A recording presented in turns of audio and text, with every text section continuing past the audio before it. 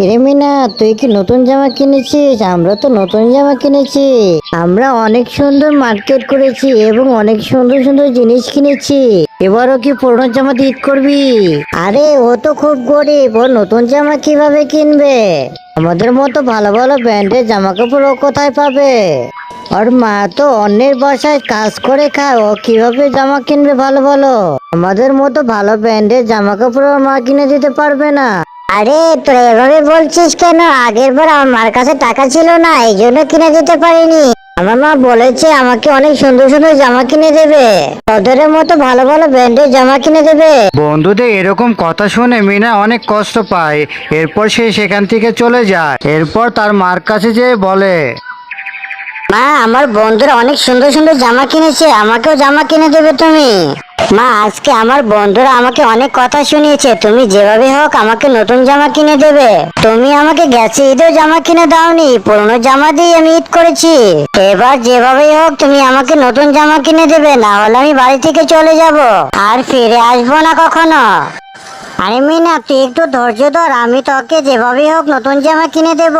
বাগিনীর কাছে যে ক টাকার বেতন পাবো সে ক টাকা দিলেই তোকে নতুন জামা কিনে দেবো আমি। আরে মিনা, তুই চিন্তা করিস না, যেভাবে হোক কিনে দেবো জামা।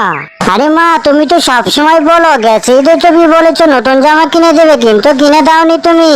মা, তুমি সবসময় আমাকে আশায় রাখো, কিন্তু তুমি কখনো নতুন জামা কিনে দাওনি।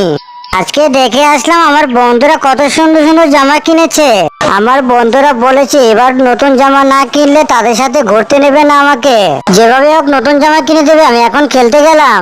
তখন শিয়ালনি বসে বসে ভাবতে থাকে তার মেয়েকে নতুন জামা কিভাবে কিনে দেবে। বাঘিনী তো টাকাই দেয় না। বাঘিনী ম্যাডাম, যেগুলো কাজ ছিল সবগুলো কাজ করা হয়ে গেছে, আর কোনো কাজ করা বাকি নেই, সবগুলো কাজ শেষ করে দিয়েছি আমি। ম্যাডাম, আমাকে যদি কিছু টাকা দিতেন, আমার মেয়েটাকে নতুন জামা কিনে দেব। আমার মেয়েটা যে আমার পথ চেয়ে বসে আছে, তাকে যে নতুন জামা কিনে দিতে হবে। আমার মেয়েটা যে গেছে যে পুরান জামা পরে ঈদ করেছে, আর বন্ধুরা যে ভালো ভালো নতুন নতুন জামা কিনেছে, কিন্তু আমার মেয়েটাকে আমি নতুন জামা কিনে দিতে পারিনি। বাঘিনী ম্যাডাম, দয়া করে আমাকে কিছু টাকা দিন। শিয়ালনি, তোমার কি রেগুলার টাকার প্রয়োজন হয় নাকি? তোমাকে প্রতিদিনই টাকা দিতে হয়। আমার কাছে কোনো টাকা টোকা হবে না, যা ছিল শপিং করে শেষ করে দিয়েছি। এই তো তোকে কিছুদিন আগে টাকা দিয়েছি, এত টাকা দিয়ে তুই কি করিস? তোর মেয়ের জামাটাকে নতুন করে ওয়াশ করে দে, তাহলেই তো নতুনের মতো দেখা যাবে।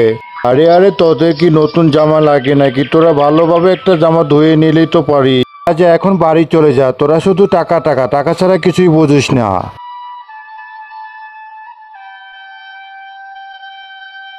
বাঘিনী তো কোনো টাকাই দিল না, এখন মেয়েটাকে কিভাবে নতুন জামা কিনে দেব? মেয়েটা যে আমার পথে বসে আছে, এখন মেয়েটাকে আমি কি বলবো? ভেবেছিলাম বাঘিনী কিছু টাকা দেবে, সেই টাকা দিয়ে মেয়েকে কিছু শপিং করে দেব। বাঘিনী তো টাকাই তো দিল না, আরো উল্টা অনেক কথা শুনিয়ে দিল। আরে মা, তুমি এসেছো, আমার নতুন জামা কি কিনে দেবে আজকে? আমি যে তোমার জন্য অপেক্ষা করতেছি, তুমি আমাকে কখন নতুন জামা কিনে দেবে? ও মা, আমাকে বলছো না কেন কিছু? আমরা কখন শপিং করতে যাব মা? চলো তাড়াতাড়ি। আরে মিনা, তোমাকে আমি এখন কি বলবো? বাঘিনী তো একটা টাকাও দেয়নি আমাকে, উল্টো আমাকে বিভিন্ন কথা শুনিয়ে দিয়েছে। মিনা মা, তুই রাগ করিস না, দেখি তোকে অন্য কোনো উপায় জামা কিনে দিতে পারে কিনা। মিনা নতুন জামা কিনতে পারবে না বলে এই জন্য সে বাগানে বসে বসে কাঁদতে থাকে। তাকে বসে বসে কাঁদতে দেখে সেখানে কিছুক্ষণ পরে একটি পরী চলে আসে। এই মেয়ে, তুমি এখানে বসে বসে কাঁদতেছো কেন? তোমার কি হয়েছে? তোমার মনে এত কিসের কষ্ট আমাকে বলো। আমি যদি তোমার কোনো উপকার করতে পারি। আমার বন্ধুরা অনেক নতুন নতুন জামা পরে, কিন্তু আমি নতুন জামা পরতে পারি না। আমি গেছে ঈদে পুরান জামা পরে ঈদ করেছি, এবারও হয়তো পরতে হবে। পরী মিনা সব কথা শোনার পরে এরপরে মিনাকে একটা জাদুর আম গাছ দেয়। পরি, তোমাকে অনেক ধন্যবাদ। যাই তাড়াতাড়ি গাছটি নিয়ে বাড়ি চলে যাই।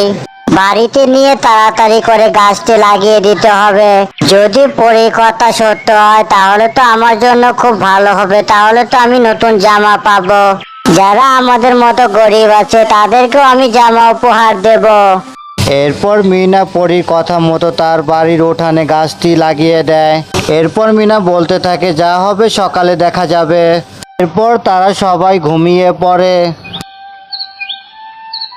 মা মা দেখো কি আশ্চর্য ঘটনা ঘটে গেছে, আমার আম গাছে নতুন নতুন জামা ধরেছে।